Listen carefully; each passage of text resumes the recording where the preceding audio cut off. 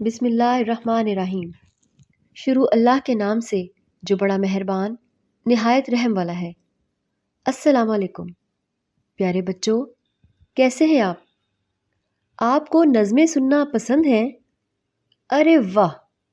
आइए एक नज़्म सुने, मज़े की नज़्म। आपने मेरे पीछे ये नज़्म पढ़नी है, फिर आपने ये नज़्म ज़ुबानी भी याद करनी है। ठीक है ना? तो चलिए सुनते हैं मज़े की नज़्म। बुलबुल का बच्चा खाता था खिचड़ी, पीता था पानी। बुलबुल का बच्चा गाता था गाने मेरे सरहाने। एक दिन अकेला बैठा हुआ था, एक दिन अकेला बैठा हुआ था बुलबुल का बच्चा।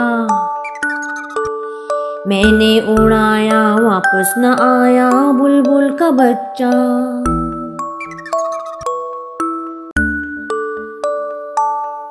बुलबुल का बच्चा खाता था खिचड़ी, पीता था पानी। बुलबुल का बच्चा गाता था गाने मेरे सरहाने। एक दिन अकेला बैठा हुआ था, एक दिन अकेला बैठा हुआ था बुलबुल का बच्चा। मैंने उड़ाया वापस न आया बुलबुल का बच्चा। बुलबुल का बच्चा खाता था खिचड़ी, पीता था पानी। बुलबुल का बच्चा।